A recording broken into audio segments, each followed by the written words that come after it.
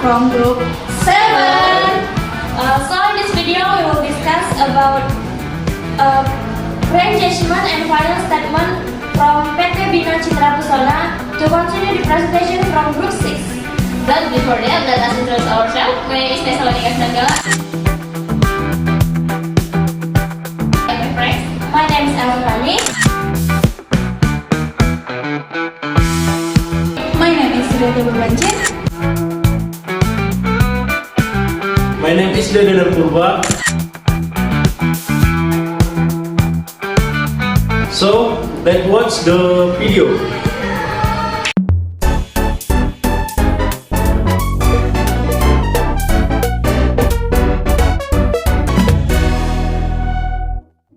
Baiklah, saya akan memulai presentasi dengan materi pre-engagement pada aplikasi Atlas. Sebelumnya disclaimer, kalau ada perbedaan terhadap aplikasi Atlas kawan-kawan, kemungkinan besar itu disebabkan oleh standar audit yang kita gunakan. Langsung saja ke materinya. Di sini ada 6 tahapan. Yang pertama, analisis penerimaan dan keberlanjutan hubungan dengan klien. Yang kedua, alokasi jam jasa dan perencanaan lainnya. Ketiga itu surat perikatan. Keempat, surat tugas. Kelima, pernyataan independensi. Dan yang keenam, komunikasi tim perikatan. Selanjutnya, sebelumnya kita lihat di menu home dulu. Di menu home ini sebelumnya udah kita isi identitas auditor, identitas klien, dan informasi perikatan. Nah, sini kita pastikan juga semuanya itu terisi sesuai dengan kasus pada PT Bina Citra Pesona ya. Kita masuk ke konten, kembali lagi. Nah, kita klik pada indeks A110, analisis penerimaan dan keberlanjutan hubungan dengan klien. Isinya seperti ini. Ada 5 indeks yang harus kita analisis.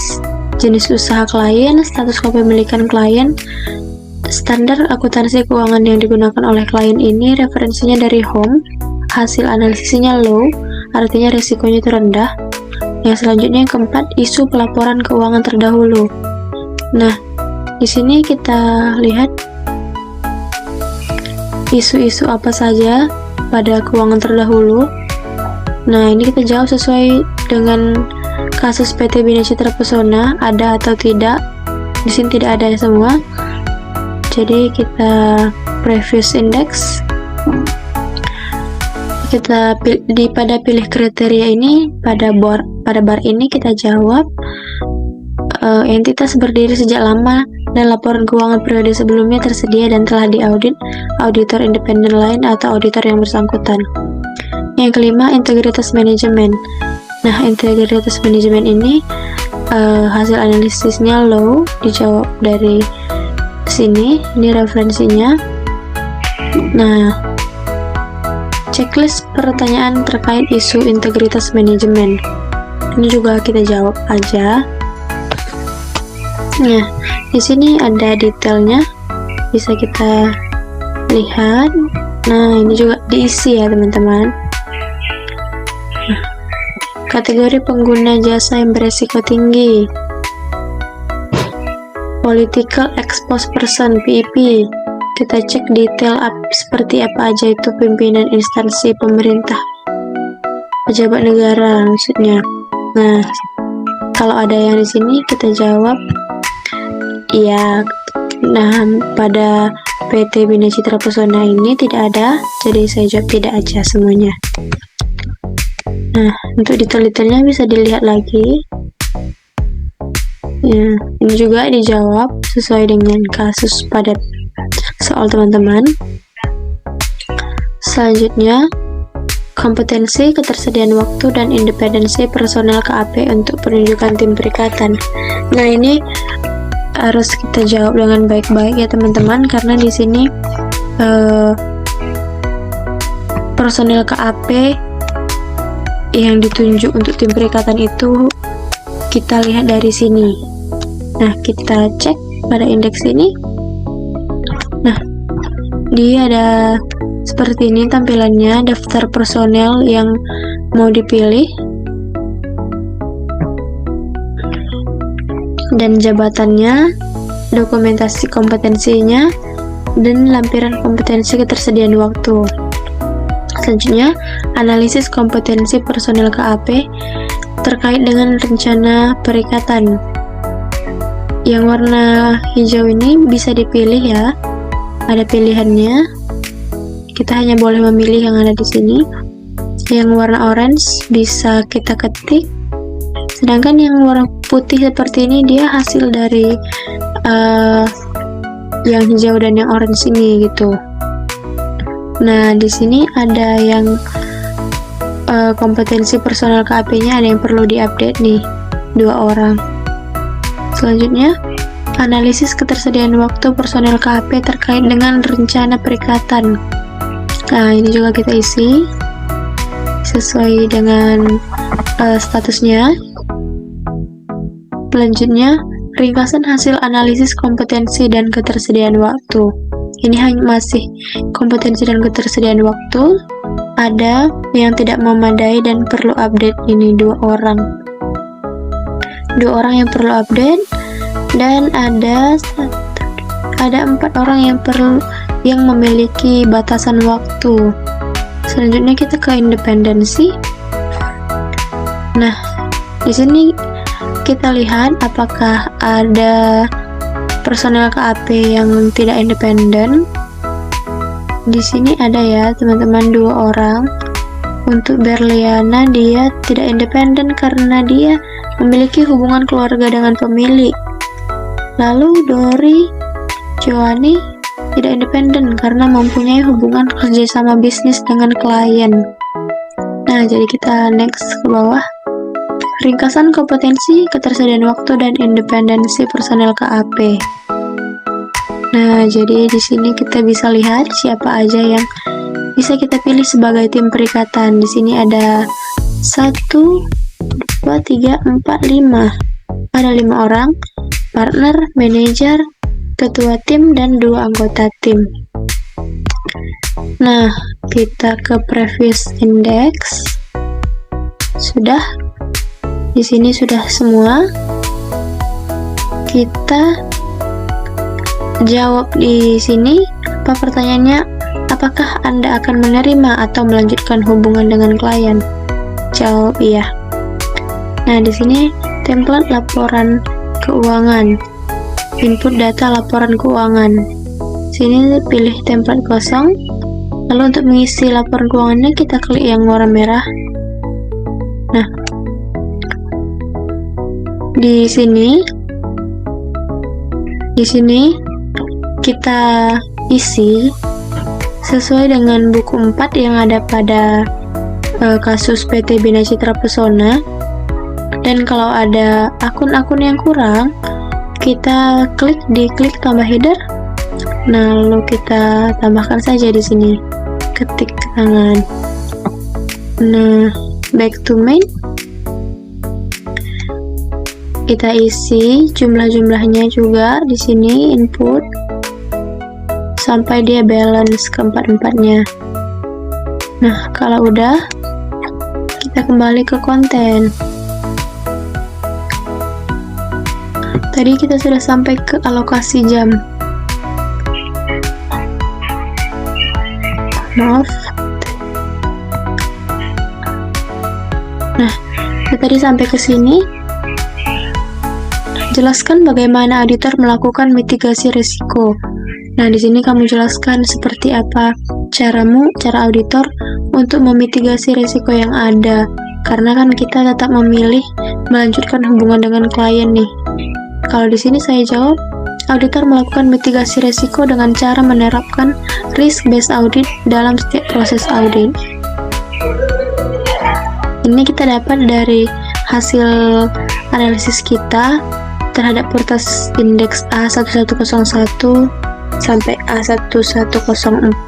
Nah, kita ke next index aja. Di sini alokasi jam jasa. Ini terkait jam kerja untuk tim perikatan ya, yang tadi sudah kita pilih. Di sini yang nomor 1, rencana jadwal pelaksanaan perikatan audit yang telah disepakati. Nah, di sini disepakati rencana jadwal jam kerjanya itu 252 jam.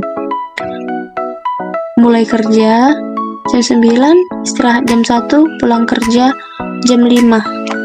Nah, yang kedua, rencana penggunaan jam jasa dalam setiap tahapan.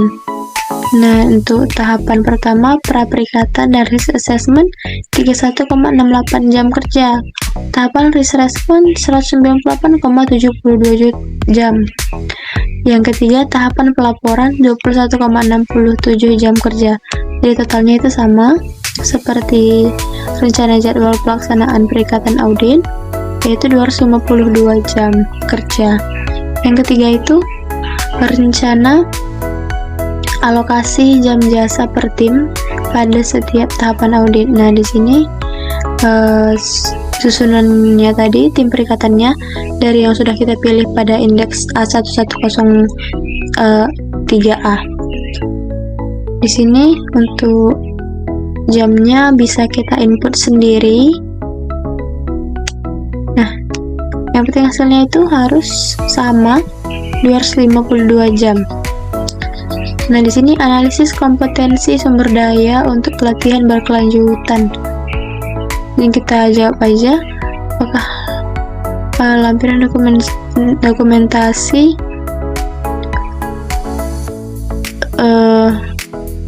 tersedia atau tidak. Nah, kalau tersedia, ketik aja tersedia. Selanjutnya, next index.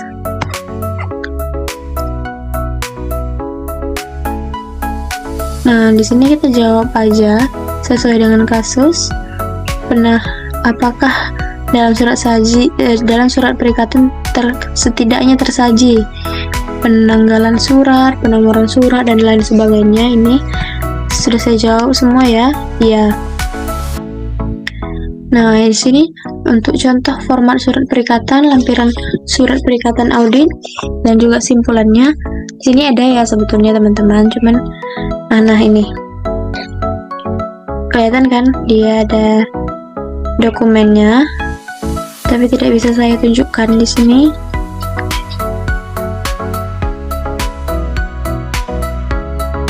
Atau coba aja ya. Nah, semoga terlihat. Nah, ini dia.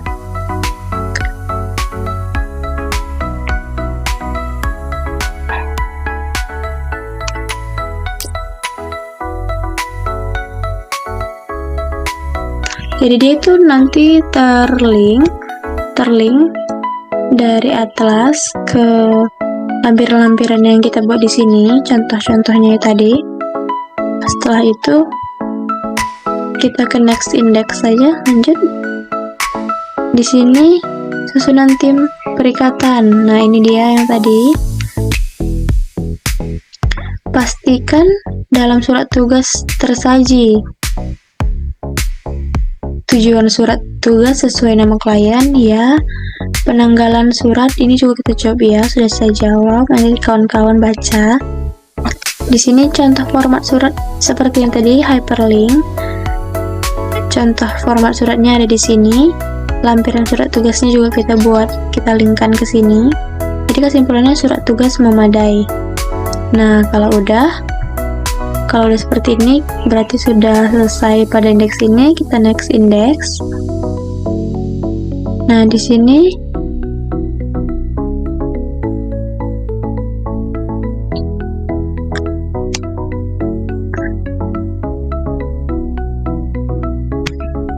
kita analisis lagi. Kesepakatan tim perikatan atas. Apakah tim perikatan memahami ruang lingkup pekerjaan yang dilaksanakan? Ya, paham dong pastinya ya. Kedua, apakah tim perikatan memahami periode pelaksanaan audit? Ya, nah ini kita jawab aja ya. Sama seperti tadi, lampiran tim perikatannya, lampiran komunikasinya, contoh formatnya dan kesimpulannya kita buat di sini. Untuk yang dua ini lampiran surat itu kita buat hyperlink sebagai bukti ya kawan-kawan. baru ke next index. Nah, di sini prosedur audit saldo awal dan konsistensi penerapan kebijakan akuntansi. Nah, ini saya baca.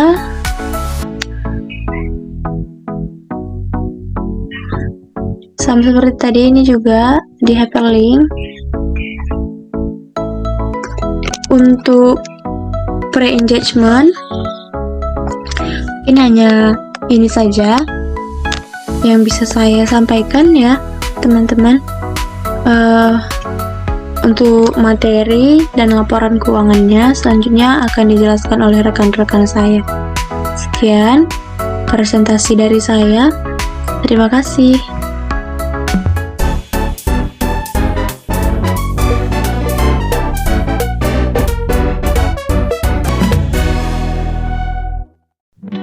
Baik, saya akan melanjutkan dengan materi tentang laporan keuangan dan laporan auditor. Yang pertama, laporan keuangan. Laporan keuangan adalah dokumen yang menyajikan kondisi keuangan suatu perusahaan dalam periode tertentu. Laporan ini berisi informasi mengenai aset, kewajiban, ekuitas, pendapatan, dan pengeluaran yang berguna bagi pemangku kepentingan dalam pengambilan keputusan. Laporan keuangan perusahaan memiliki berbagai manfaat, di antaranya yang pertama, evaluasi kinerja keuangan. Laporan keuangan memberikan gambaran yang jelas tentang kinerja keuangan suatu perusahaan. Hal tersebut memungkinkan pihak manajemen, pemilik, dan pemangku kepentingan lainnya untuk menilai sejauh mana perusahaan telah berhasil dalam mencapai tujuannya. Yang kedua, pemantauan kesehatan keuangan. Laporan keuangan membantu dalam memantau kesehatan keuangan perusahaan secara berkala dengan menganalisis perubahan dalam neraca, laba rugi, dan arus kas dari waktu ke waktu. Pemangku kepentingan dapat mengidentifikasi tren dan potensi masalah keuangan. Yang ketiga, pengambilan keputusan investasi. Pihak investor dan calon investor dapat menggunakan laporan keuangan untuk menilai potensi investasi dalam perusahaan. Laporan ini memberikan gambaran tentang kinerja masa lalu dan potensi pertumbuhan masa depan perusahaan. Yang keempat, perencanaan dan pengambilan keputusan. Manajemen perusahaan menggunakan laporan keuangan untuk merencanakan strategi perusahaan, mengalokasikan sumber daya, dan mengambil keputusan operasional yang lebih baik, sehingga akan membantu dalam perencanaan jangka panjang dan pengendalian bisnis. Yang kelima, evaluasi dan efisiensi operasional. Laporan keuangan memberikan informasi penting tentang efisiensi operasional perusahaan. Dengan menganalisis biaya dan pendapatan, manajemen dapat mengidentifikasi area-area di mana perusahaan dapat melakukan perbaikan. Yang keenam, transparansi dan akuntabilitas. Laporan keuangan yang disiapkan dengan baik menciptakan transparansi dalam pengelolaan keuangan perusahaan. Hal ini membantu kepercayaan di antara pemangku kepentingan seperti pemilik, investor, dan regulator. Yang ketujuh, penentuan kelayakan pembiayaan. Kreditur seperti bank atau pemberi pinjaman dapat menggunakan laporan keuangan untuk menilai kemampuan perusahaan dalam membayar hutang. Laporan ini menjadi dasar penting dalam proses pembiayaan dan pinjaman. Yang kedelapan, kepatuhan hukum dan regulasi. Laporan keuangan juga digunakan untuk memastikan bahwa perusahaan mematuhi semua hukum dan regulasi yang berlaku. Hal ini menjadi sangat penting untuk menjaga reputasi perusahaan dan menghindari konsekuensi hukum. Yang kesembilan, komunikasi dengan pemangku kepentingan. Laporan keuangan adalah alat komunikasi penting antara perusahaan dan pemangku kepentingan eksternal dan internal, sehingga akan mampu memberikan informasi yang jelas dan objektif tentang kinerja perusahaan. Yang terakhir adalah basis untuk perundingan. Laporan keuangan memungkinkan perusahaan untuk membandingkan kinerjanya dengan kompetitor dalam industri yang sama yang akan membantu perusahaan dalam menilai posisinya di pasar. Jadi, tujuan pembuatan laporan keuangan bukan hanya alat pelaporan yang diperlukan untuk pemenuhan kewajiban hukum, namun menjadi alat yang sangat penting untuk mengelola perusahaan, membuat keputusan investasi, dan menjaga integritas dan transparansi dalam dunia bisnis. Selanjutnya, jenis-jenis laporan keuangan. Laporan keuangan terdiri dari beberapa jenis, yaitu yang pertama, laporan laba rugi. Laporan laba rugi adalah laporan yang menunjukkan rincian pendapatan dan beban perusahaan sehingga diperoleh laba atau rugi yang dapat didapat perusahaan pada periode tertentu. Rincian tersebut dapat digunakan untuk mengukur keberhasilan atau kegagalan operasional perusahaan dalam mencapai tujuannya. 3 komponen utama laporan laba rugi yaitu yang pertama, pendapatan. Pendapatan atau dalam perusahaan dagang dan manufaktur disebut penjualan adalah semua penerimaan dari kas, setara kas, atau harta lain yang diperoleh dari kegiatan operasional perusahaan. Yang kedua, beban. Beban atau juga disebut biaya adalah seluruh biaya yang dikeluarkan atas barang atau jasa untuk menghasilkan pendapatan. Yang ketiga, laba atau rugi. Laba atau rugi adalah selisih antara total pendapatan dan total beban dari kegiatan operasional perusahaan pada periode tertentu. Jika pendapatan lebih besar dari beban, hasil selisihnya positif, maka perusahaan memperoleh laba. Sebaliknya, jika beban lebih besar dari pendapatan, hasil selisihnya negatif, maka perusahaan mengalami kerugian. Laporan yang kedua adalah laporan posisi keuangan. Laporan posisi keuangan atau neraca adalah laporan yang menunjukkan gambaran aset, liabilitas, dan ekuitas yang dimiliki perusahaan pada periode tertentu. Total aset dengan total liabilitas dan ekuitas harus sama. Laporan posisi keuangan biasa digunakan untuk memberi gambaran tentang kesehatan keuangan perusahaan, mengidentifikasi kondisi liabilitas, menilai kinerja keuangan, dan membantu mengambil keputusan. Laporan yang ketiga adalah laporan arus kas. Laporan arus kas adalah laporan yang menunjukkan pergerakan kas masuk dan kas keluar dalam periode tertentu. Ada 3 bagian dalam laporan ini, yaitu yang pertama, arus kas operasi. Arus kas operasi adalah kas yang dihasilkan atau digunakan dalam aktivitas bisnis utama, seperti penjualan dan pembayaran kepada pemasok. Yang kedua, arus kas investasi. Arus kas investasi adalah kas yang digunakan untuk membeli atau menjual aset, seperti bangunan atau peralatan. Yang ketiga, arus kas pembiayaan. Arus kas pembiayaan adalah kas yang berasal dari atau digunakan untuk pembiayaan, seperti pembayaran pinjaman atau penerbitan saham baru.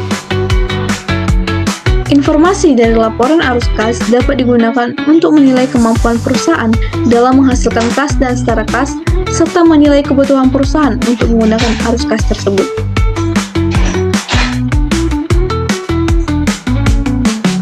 Laporan yang keempat adalah laporan perubahan modal. Laporan perubahan ekuitas atau kadang disebut juga sebagai laporan perubahan modal adalah laporan yang menunjukkan perubahan saldo modal pemilik perusahaan selama periode waktu tertentu. Perubahan dapat terjadi karena laba ditahan, membayar dividen, atau transaksi lain yang berpengaruh pada ekuitas. Laporan ini disajikan setelah laporan laba rugi karena laba bersih atau rugi bersih operasional selama periode berjalan harus dilaporkan di laporan ekuitas pemilik. Beberapa transaksi yang dapat mempengaruhi ekuitas pemilik antara lain investasi awal, pendapatan dan beban yang menghasilkan laba bersih dalam periode berjalan, serta pengambilan pribadi oleh pemilik atau yang sering disebut sebagai prive. Modal pemilik bertambah jika ada tambahan investasi oleh pemilik dan perusahaan memperoleh laba. Sebaliknya, modal pemilik berkurang jika pemilik melakukan pengambilan harta perusahaan untuk keperluan pribadi dan perusahaan mengalami kerugian. Laporan yang terakhir adalah CALK atau Catatan Atas Laporan Keuangan. Catatan atas laporan keuangan adalah catatan yang berisi rincian informasi dan penjelasan tambahan tentang angka-angka di laporan keuangan. Contohnya, metode yang digunakan untuk menghitung penyusunan nilai aset, rincian hutang tertentu, atau penjelasan tentang pajak. Meski bukan komponen utama dari laporan keuangan, catatan asal laporan keuangan wajib disajikan karena memberikan informasi agar pengguna laporan keuangan benar-benar dapat memahami angka-angka yang ada. Selanjutnya adalah laporan auditor. Laporan auditor independen final merupakan dokumen resmi yang diterbitkan oleh auditor setelah seluruh tahapan audit selesai dilaksanakan sesuai standar profesional. Laporan ini berfungsi sebagai bentuk pertanggungjawaban auditor kepada pemakai laporan keuangan, sekaligus menjadi produk akhir dari proses audit yang mencerminkan audit kualitas pekerjaan auditor, ketelitian prosedur yang diterapkan, serta objektivitas penilaian terhadap kewajaran penyajian laporan keuangan entitas. Sifatnya final karena laporan ini diterbitkan setelah seluruh isu audit terselesaikan, bukti audit telah dinilai memadai, dan auditor telah menyimpulkan opini yang paling tepat berdasarkan standar audit yang berlaku.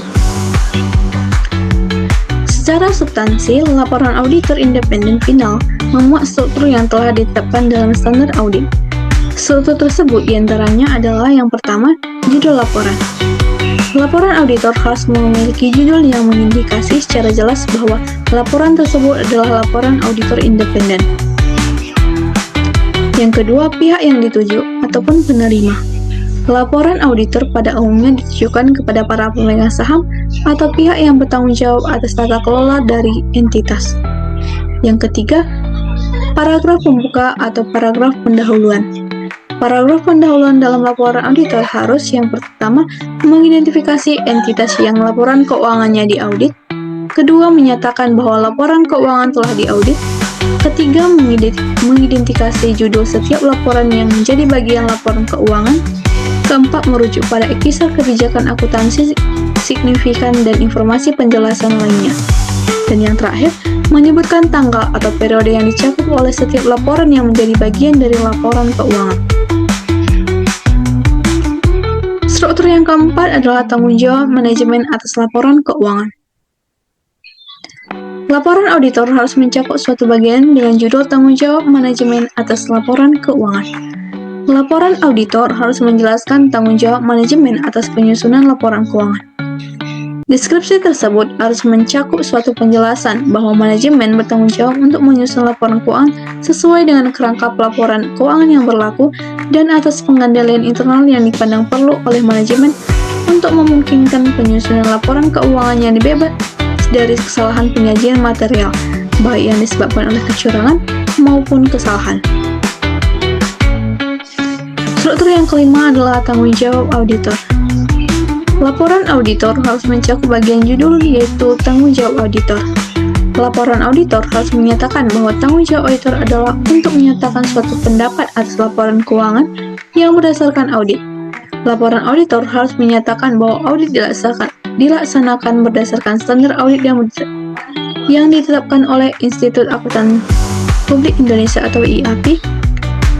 Laporan auditor juga harus menjelaskan bahwa standar tersebut mengharuskan auditor untuk mematuhi ketentuan etika dan bahwa auditor merencanakan dan melaksanakan audit untuk memperoleh keyakinan memadai tentang apakah laporan keuangan bebas dari kesalahan penyajian material.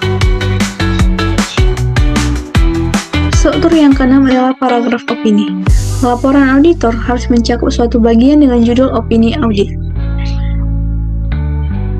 Paragraf opini auditor adalah bagian dari laporan audit yang berisi pernyataan resmi auditor mengenai kewajaran penyajian laporan keuangan perusahaan. Apakah sudah sesuai dengan standar akuntansi yang berlaku umum, secara material dan adil, dan mencakup wajar tanpa pengecualian.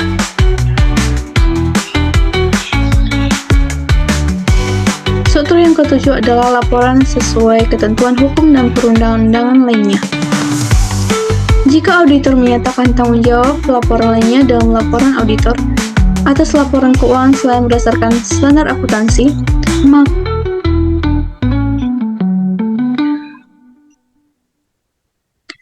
struktur yang ketujuh adalah laporan sesuai ketentuan hukum dan perundang-undangan lainnya. Jika auditor menyatakan tanggung jawab laporan lainnya dalam laporan auditor atas laporan keuangan selain berdasarkan standar audit, maka tanggung jawab laporan lain tersebut harus dinyatakan dalam suatu bagian yang terpisah dalam pelaporan auditor yang diberi judul pelaporan lain atas ketentuan hukum dan regulasi atau judul lain yang dianggap sesuai. Struktur yang kedelapan adalah tanda tangan auditor dan tanggal laporan. Laporan auditor harus diberi tanggal tidak lebih awal daripada ketika auditor telah memperoleh bukti audit yang cukup dan tepat yang mendasari opini auditor atas laporan keuangan. Struktur yang terakhir adalah alamat auditor. Laporan auditor harus menyebutkan lokasi dalam yurisdiksi tempat auditor berpraktik. Selanjutnya, opini audit. Opini audit merupakan pernyataan independen yang dikeluarkan oleh auditor mengenai kondisi keuangan sebuah perusahaan. Pada saat proses pembuatan audit, komite audit akan mengevaluasi seluruh catatan keuangan yang diserahkan oleh pihak administrasi perusahaan untuk kemudian memastikan akurasi, kredibilitas, dan integritasnya. Selanjutnya, jenis-jenis opini audit. Opini audit terdiri dari 4 jenis opini yang dapat dikeluarkan oleh auditor. Yang pertama ada unqualified opinion. Unqualified opinion adalah opini wajar tanpa pengecualian. Opini ini dikeluarkan jika auditor menilai bahwa setiap catatan keuangan yang dibuat oleh perusahaan, klien, bebas dari kesalahan. Opini ini dianggap sebagai jenis laporan audit terbaik, karena artinya perusahaan tersebut telah menerapkan semua prinsip akuntansi dengan aturan yang berlaku dan mematuhi peraturan serta persyaratan hukum yang relevan. Jenis opini yang kedua adalah qualified opinion. Qualified opinion adalah opini wajar dengan pengecualian. Opini ini dikeluarkan jika laporan audit dianggap wajar, namun auditor menemukan adanya kekhawatiran karena beberapa alasan, seperti kurangnya bukti audit, terjadi masalah kepatuhan, atau adanya pembatasan dalam proses audit. Jenis yang ketiga adalah adverse opinion. Adverse opinion adalah opini tidak wajar. Opini ini dikeluarkan jika auditor melihat adanya aktivitas mencurigakan pada laporan audit yang dapat menyebabkan kerugian besar pada perusahaan klien, bahkan hingga tuntutan hukum. Opini seperti ini dianggap sebagai red flag, sehingga perusahaan harus melakukan koreksi terhadap catatan keuangannya dan mengauditnya kembali, karena pemberi pinjaman atau investor biasanya tidak akan menerimanya. Jenis opini yang terakhir adalah disclaimer of opinion, ataupun opini tidak menyatakan pendapat. Jenis terakhir dari opini audit ini adalah saat auditor tidak mendapatkan bukti memadai dan cukup dalam memberikan opini audit, sehingga auditor tidak menemukan kesalahan dalam laporan keuangan. Dalam kasus ini, contoh opini audit adalah pemberian penjelasan pada hasil interpretasi pada terdapat pembatasan ruang lingkup yang dilakukan oleh auditor. Demikian materi tentang laporan keuangan dan laporan auditor yang dapat saya sampaikan. Selanjutnya, untuk laporan keuangan PT Bina Citra Pesona akan dilanjutkan oleh rekan saya.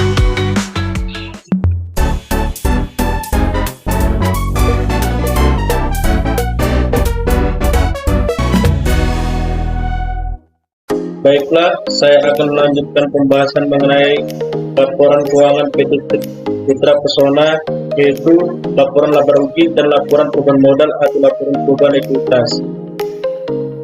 Yang pertama, yaitu penjualan sebesar Rp4.848.500.000 dan pada tahun 2024 yaitu sebesar Rp6.198.326.000 dan pengembalian dan diskon penjualan sebesar Rp65.716.000 pada tahun 2024 dan pada tahun 2023 sebesar Rp53.060, di mana total penjualan bersih tahun 2023 yaitu sebesar Rp4.265.440.000 dan pada tahun 2024 penjualan bersih sebesar Rp6.132.610.000, di mana biaya barang yang dijual sebesar Rp2.841.866.000 pada tahun 2023 dan pada tahun 2024 sebesar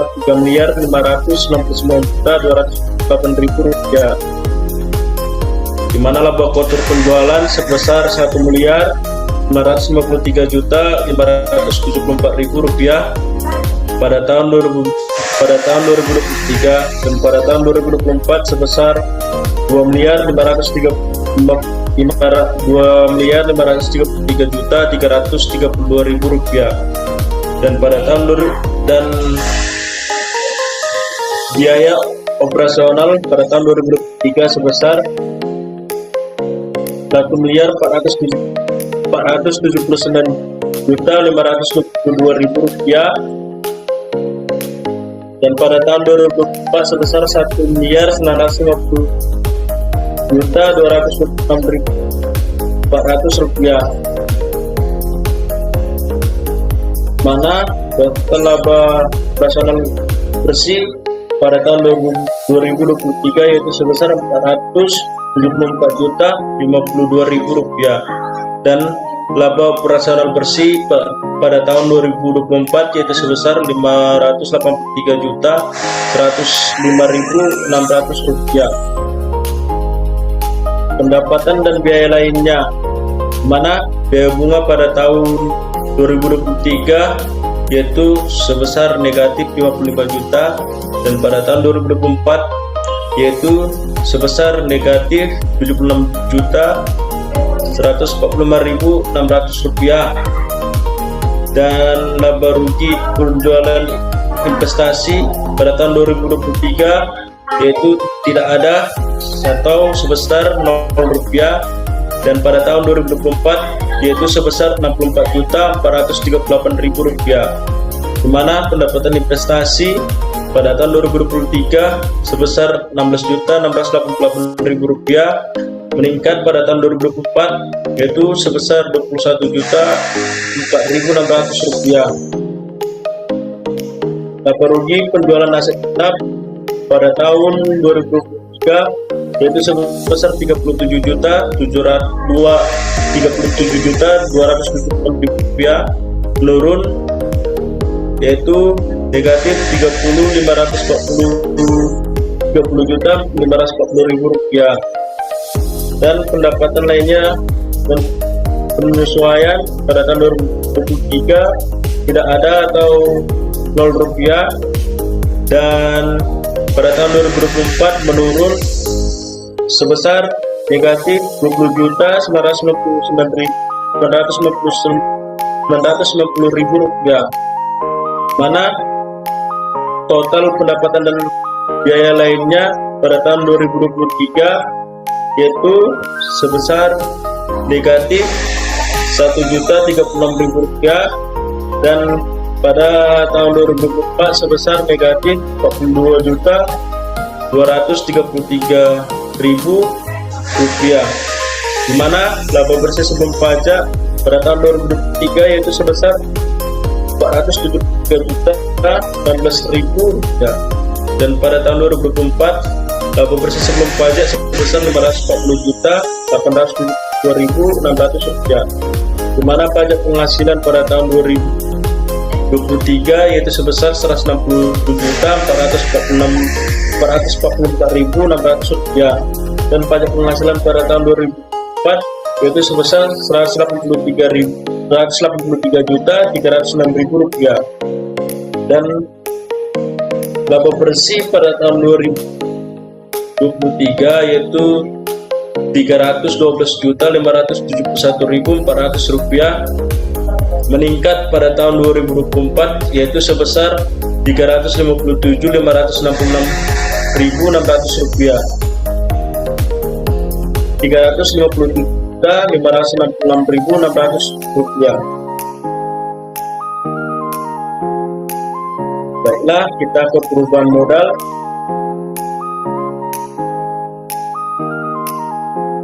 Modal di store pada tahun 2023 diambil dari slide TB1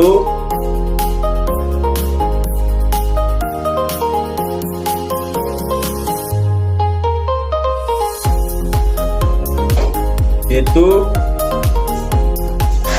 pada share kapital sebesar 1.850.000.000 rupiah, dan pada tahun 2004 diambil pada slide yang sama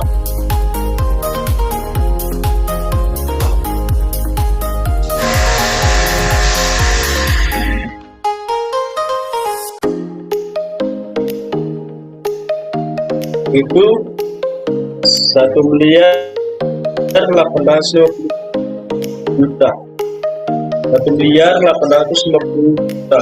1.850.000.000. Laporan tambahan modal disetor pada tahun 2023 diambil pada slide yang sama pada worksheet besar 1.654.000 rupiah.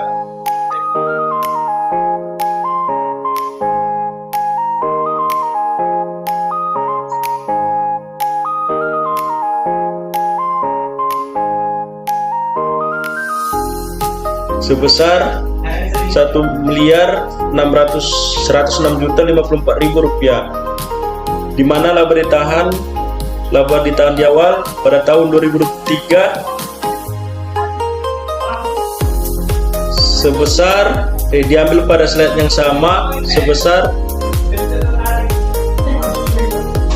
818.328.000 rupiah, dan pada tahun 2024 diambil pada slide yang sama, yaitu pada worksheet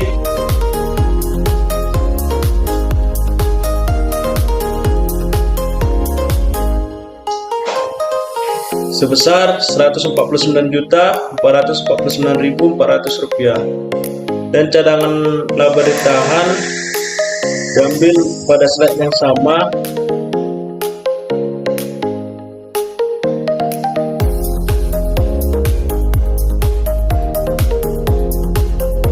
itu sebesar 950 juta, di mana total laba ditahan pada tahun 2023 yaitu sebesar 818.328.000 rupiah, dan pada tahun 2024 mengalami peningkatan sebesar 1.099.449.400 rupiah. Dengan laba bersih pada tahun 2023 diambil dari slide TB2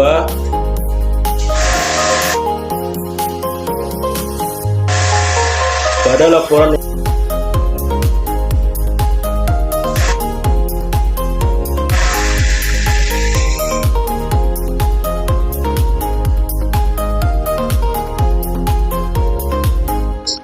besar 312.571.400 rupiah, dan pada tahun 2004 diambil dari laporan laba rugi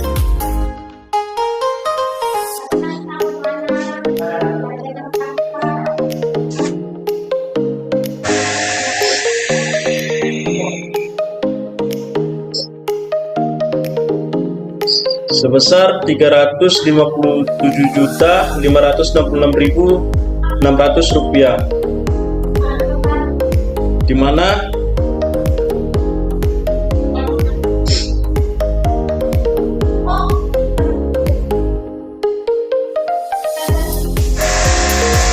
total laba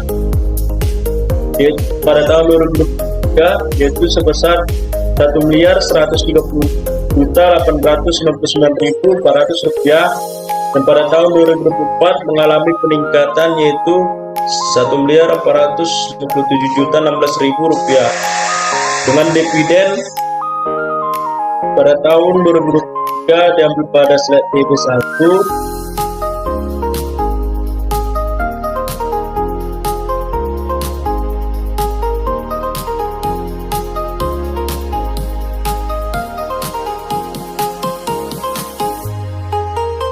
yaitu sebesar Rp31.450.000, dan pada 2024 diambil pada slide yang sama, yaitu slide TB1, yaitu sebesar Rp31.450.000, sehingga laba bertahan akhir yaitu laba bersih dikurang dividen yaitu sebesar Rp1.099.449.400, dan pada tahun 2024 mengalami kenaikan yaitu Rp1.455.566.000 dengan total ekuitas sebesar Rp4.055.503.400, dan pada tahun 2024 mengalami kenaikan yaitu Rp4.381.620.000. Sekian penjelasan laporan laba rugi dan laporan perubahan ekuitas. Selanjutnya penjelasan laporan posisi keuangan, arus kas, catatan atas laporan keuangan, dan laporan audit akan dilanjutkan oleh rekan saya. Terima kasih.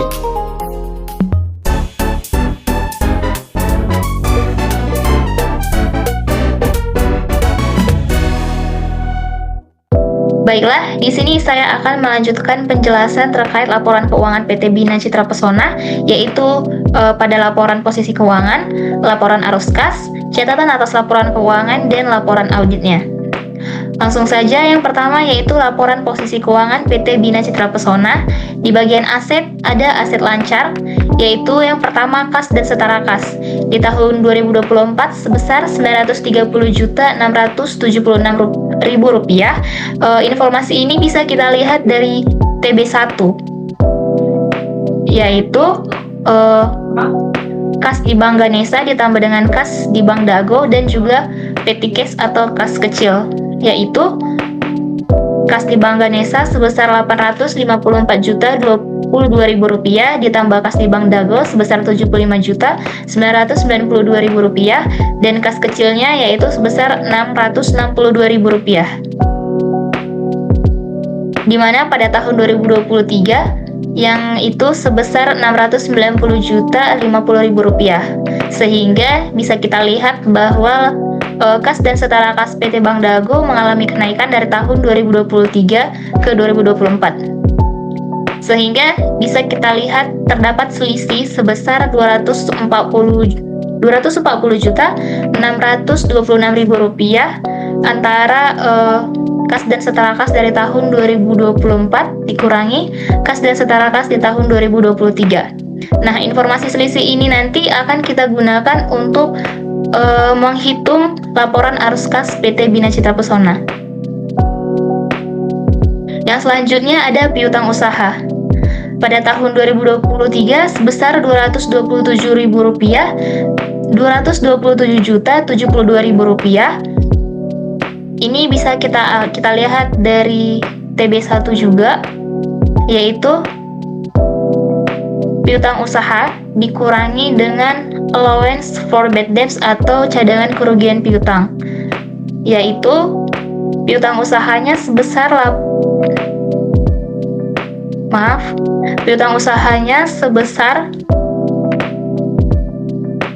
Rp248.042.042 dikurangi cadangan kerugian piutang sebesar Rp20.970.000, sehingga pada tahun 2023 piutang usahanya menjadi Rp227.072.000, dan ini mengalami kenaikan di tahun 2024 sebesar Rp407.076.790. Informasi ini juga kita bisa lihat dari TB1,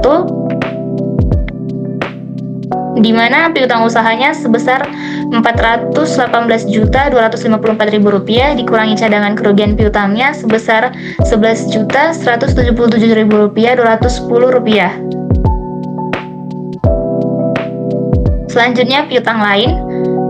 Pada tahun 2023 ini saldonya 0, tidak ada, dan pada tahun 2024 mengalami kenaikan sebesar Rp9.100.000 yang bisa kita lihat dari TB1.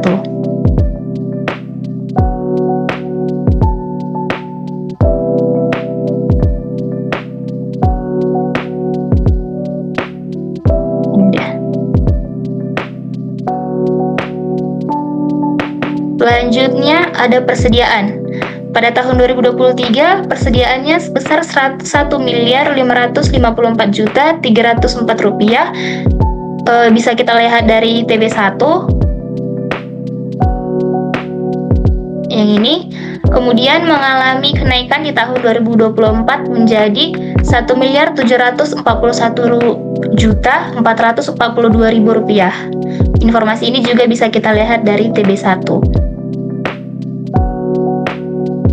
Selanjutnya, biaya dibayar di muka.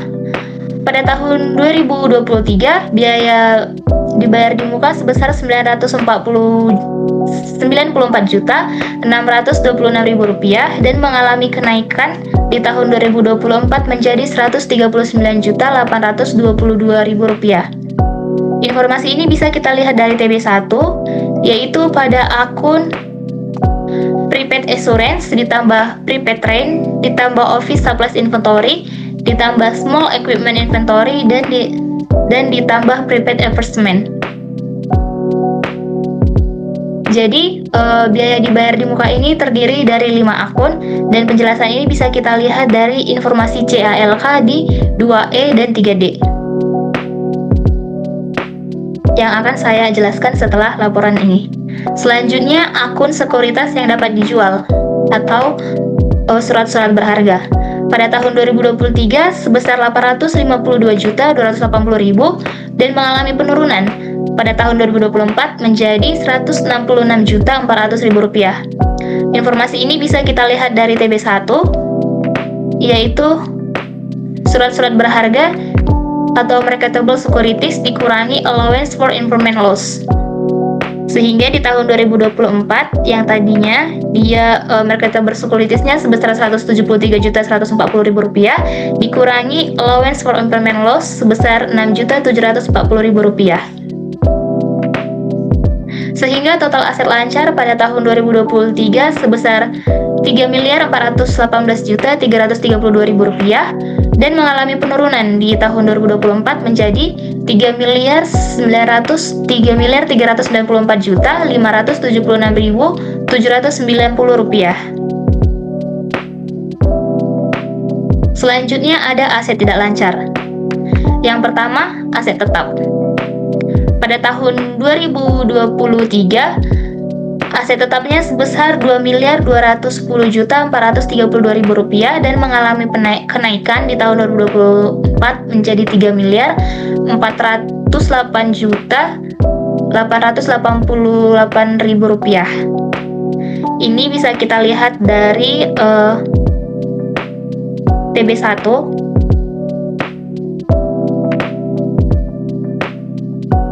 Ini dia yang tahun 2024.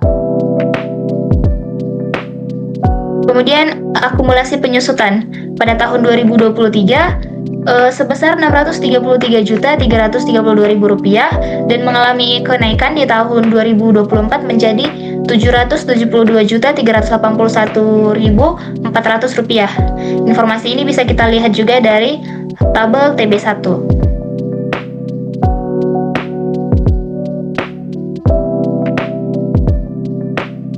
Dan yang terakhir, investasi. Di tahun 2023 tidak terdapat investasi dan pada tahun 2024 sebesar Rp354.438.600. Ini bisa kita lihat juga dari tabel TB1.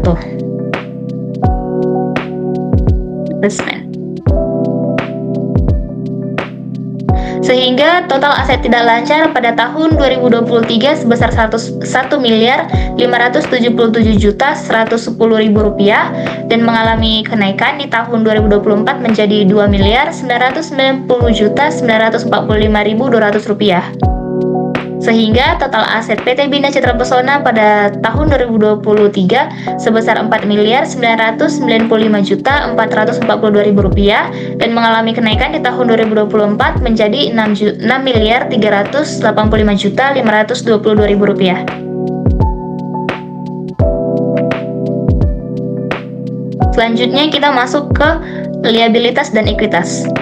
Yang pertama, liabilitas lancar. Akunnya yang pertama ada utang dagang, di mana pada tahun 2023 utang dagang sebesar Rp446.322.000 dan mengalami kenaikan pada tahun 2024 menjadi Rp541.256.000. Informasi ini bisa kita lihat dari tabel TB1.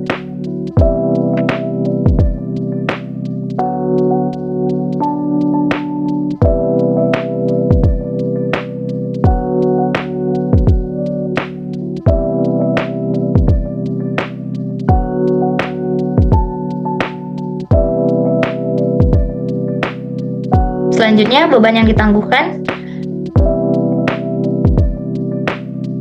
Pada tahun 2023 sebesar Rp171.722.000 dan pada tahun 2024 mengalami kenaikan menjadi Rp260.775.600.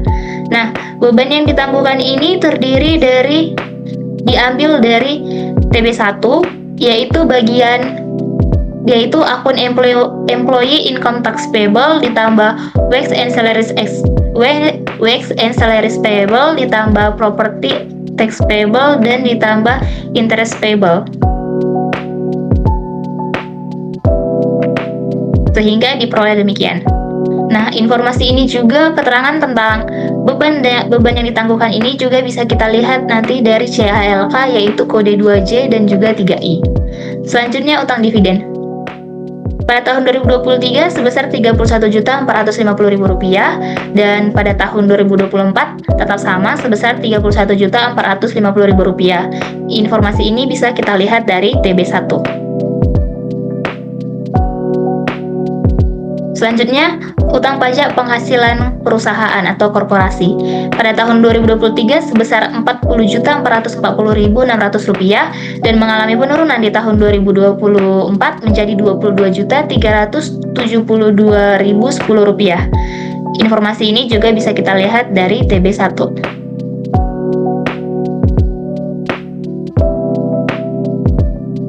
Selanjutnya, utang surat utang jangka pendek pada tahun 2024 sebesar 250 juta dan pada tahun 2024 tidak ada. Ini bisa kita lihat dari TB1. Kemudian utang sewa operasional pada tahun 2023 tidak ada dan pada tahun 2024 sebesar Rp2.244.800. Informasi ini bisa kita lihat dari TB1. Sehingga total liabilitas lancar PT Bina Citra Pesona pada tahun 2023 sebesar Rp939.938.600 dan mengalami penurunan pada tahun 2024 menjadi Rp858.098.410. Selanjutnya ada liabilitas jangka panjang. Yang pertama, utang obligasi jangka panjang pada tahun 2024 tidak ada. Pada tahun 2023 tidak ada. Pada tahun 2024 sebesar 950 juta. Ini bisa kita lihat dari TB1.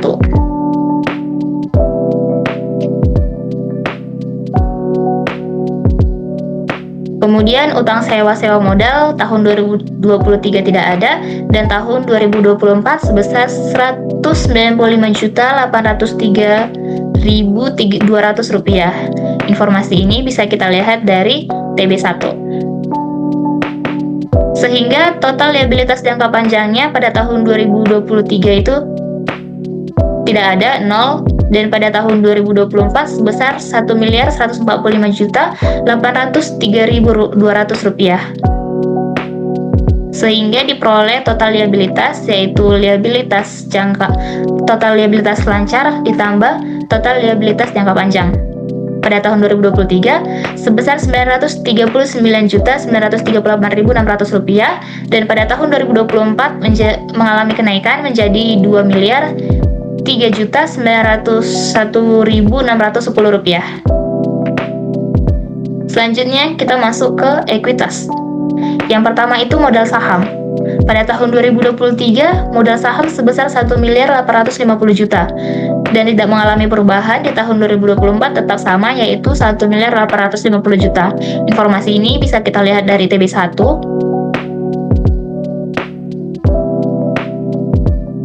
Kemudian modal tambahan, modal disetor pada tahun 2023 sebesar Rp1.106.054.000 dan tidak mengalami perubahan. Di tahun 2024 tetap Rp1.106.054.000. Ini juga bisa kita lihat dari TB1. Kemudian laba ditahan.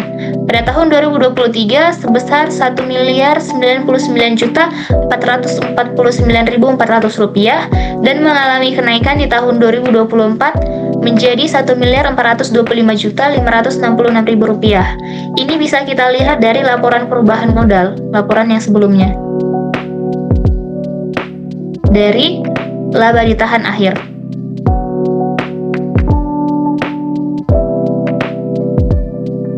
Sehingga diperoleh total ekuitas PT Bina Citra Pesona pada tahun 2023 sebesar Rp4.550.503.400 dan pada tahun 2024 mengalami kenaikan menjadi Rp4.381.620.000. Sehingga dapat kita peroleh total liabilitas dan ekuitas PT Bina Citra Pesona pada tahun 2023 sebesar Rp4.995.442.000 dan pada tahun 2024 mengalami kenaikan sebesar Rp6.385.522.000. Nah, total liabilitas dan ekuitas ini sudah sama dengan total aset PT Bina Citra Pesona baik yang di tahun 2023 maupun yang di tahun 2024.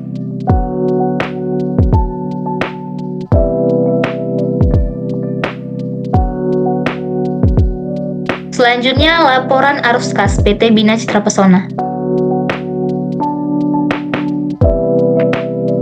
Laporan arus kas PT Bina Citra Pesona yang berakhir pada 31 Desember 2024. Yang pertama, arus kas dari dan untuk aktivitas operasional. Laba bersihnya di tahun 2023 sebesar Rp312.571.400 dan pada tahun 2024 mengalami kenaikan menjadi Rp357.566.600. Nah, informasi ini bisa kita lihat dari laporan laba ruginya bagian laba bersih.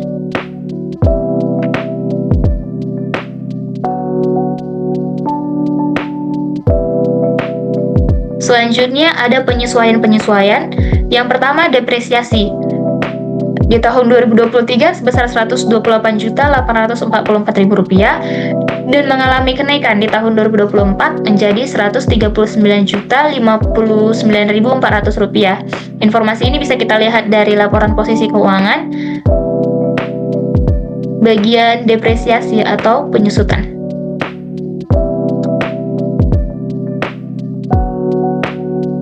Nah, untuk yang tahun 2023, informasi ini kami ambil dari buku 3 halaman 5 tentang kasus PT Bina Citra Pesona. Dan di tahun 2024-nya diambil dari laporan posisi keuangan bagian selisih. Dari tahun 2023 di bagian 2024 dikurangi dengan informasi di tahun 2023 sehingga diperoleh Rp139.059.400. Yang selanjutnya, laba dari penjualan aset tetap pada tahun 2023 sebesar Rp32.276.000 sehingga ini menjadi pengurang negatif dan pada tahun 2024 tidak ada. Selanjutnya, penambahan atau pengurangan piutang usaha. Pada tahun 2023 sebesar Rp4.678.000 dan pada tahun 2024 negatif Rp180.4.790, yang artinya mengalami pengurangan. Informasi ini kita bisa lihat dari laporan posisi keuangan yaitu selisih piutang usaha.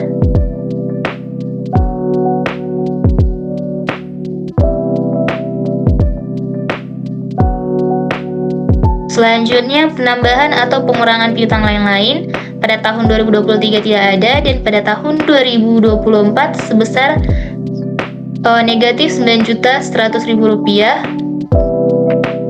Ini bisa kita lihat dari selisih pada laporan posisi keuangan juga. Selanjutnya, penambahan atau pengurangan persediaan.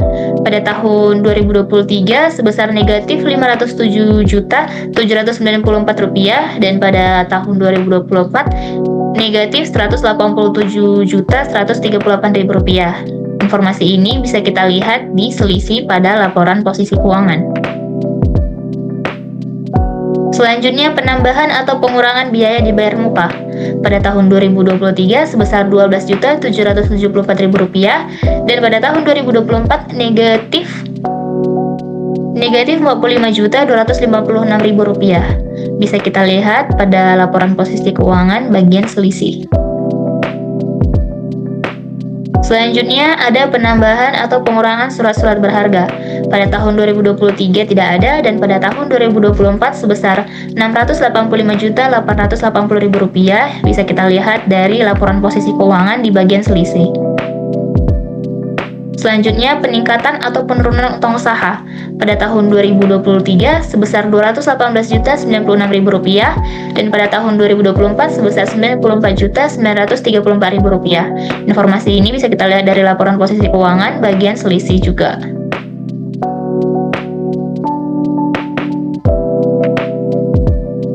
Selanjutnya, peningkatan atau penurunan utang beban.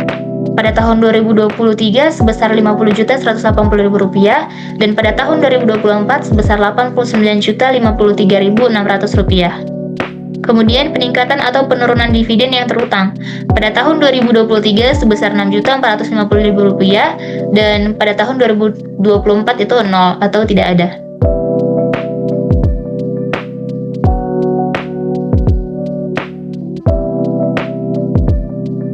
Kemudian, peningkatan atau penurunan pajak penghasilan perusahaan terutang, di mana pada tahun 2023 itu sebesar Rp6.227.400, dan pada tahun 2024 Rp18.072.590. Kemudian, peningkatan atau penurunan surat utang jangka pendek yang terutang pada tahun 2023 0, dan pada tahun 2024 sebesar Rp250 juta.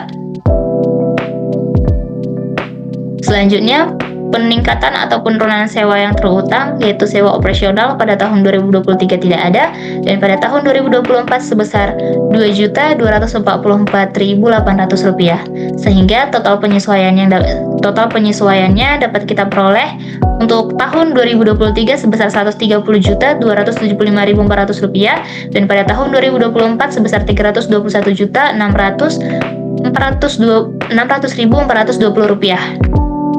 Sehingga total kas dari dan untuk aktivitas operasional di tahun 2023 sebesar Rp180.296.000, dan pada tahun 2024 Rp679.167.020. Ini kita ambil dari laba bersih ditambah dengan total penyesuaian.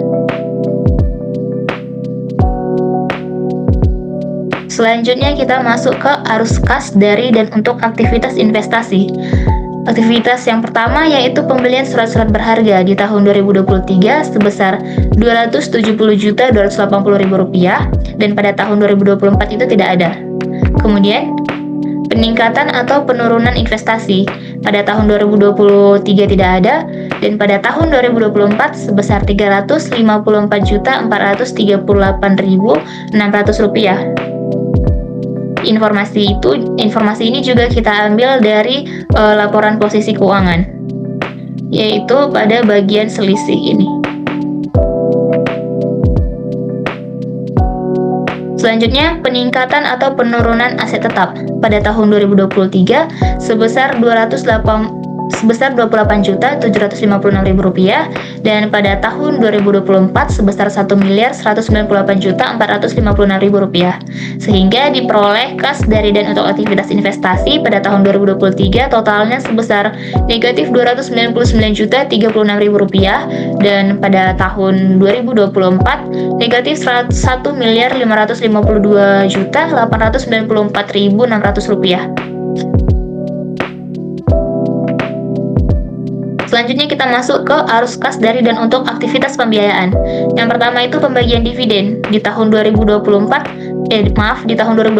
sebesar Rp31.450.000 dan tidak mengalami perubahan di tahun 2024 tetap Rp31.450.000.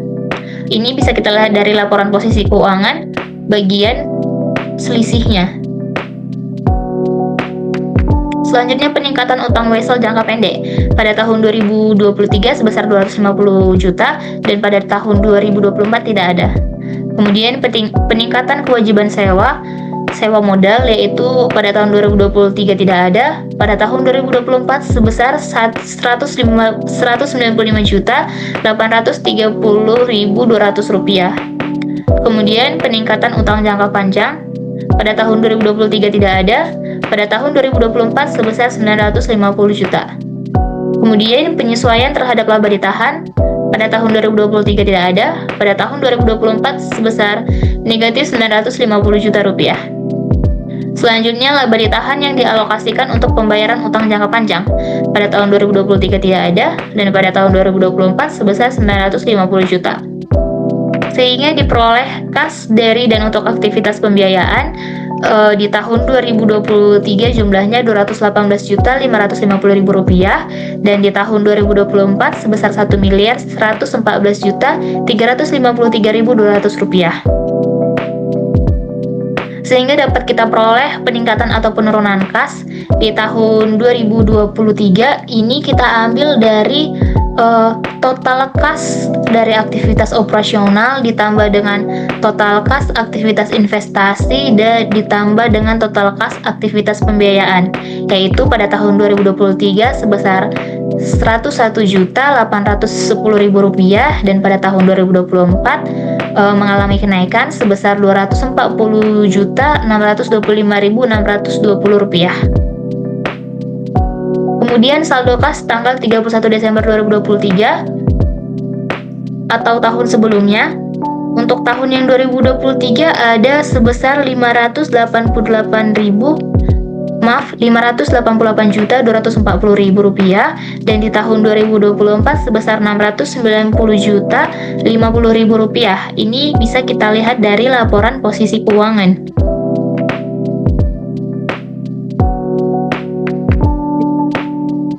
Ini dia saldo kas pada awal tahun,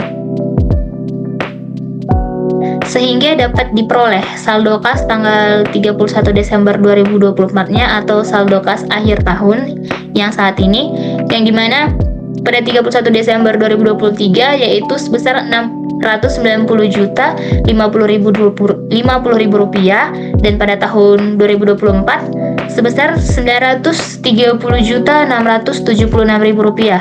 Nah, hasil ini telah sesuai dengan saldo di laporan posisi keuangan, yaitu pada bagian kas dan setara kas di awal, yang untuk tahun 2023 sebesar Rp690.050.000 dan di tahun 2024 telah sama, yaitu sebesar Rp930.676.000.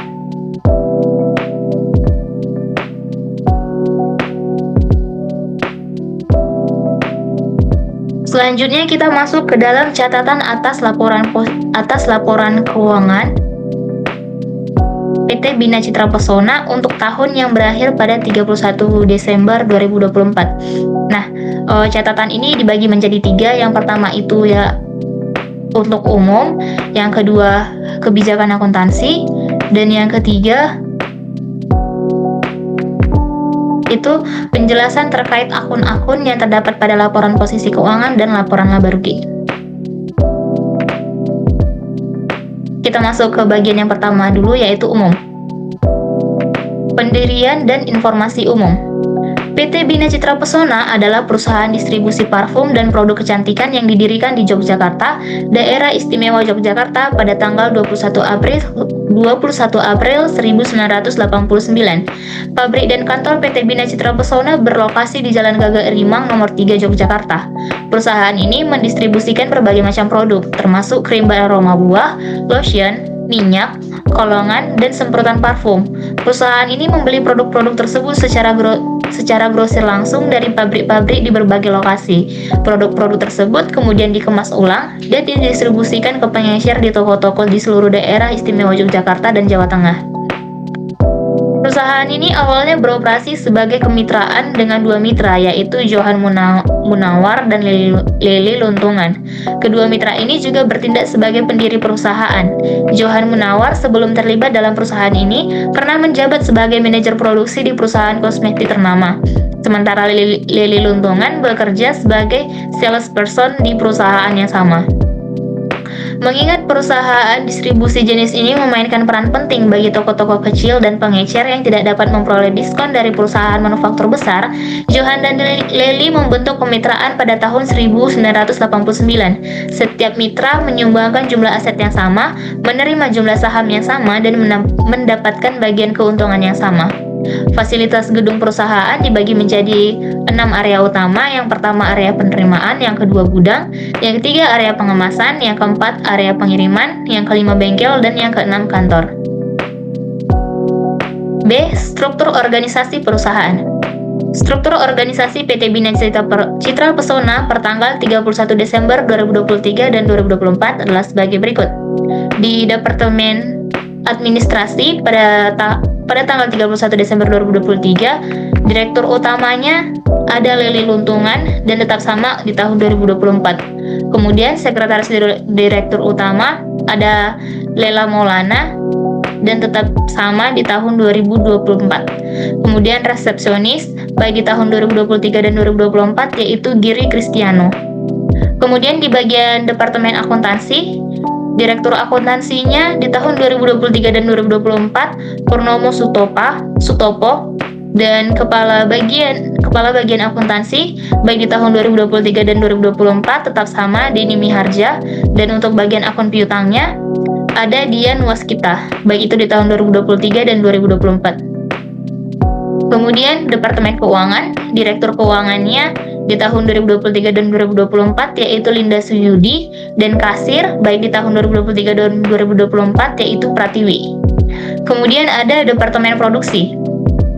Direktur produksinya ada Tia Barada baik di tahun 2023 dan 2024. Bagian produksi ada Tina Fadel di 2023 dan 2024. Bagian persediaan ada Henry Wardaya.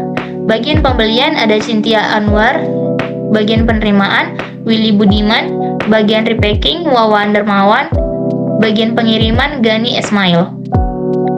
Selanjutnya Departemen Penjualan.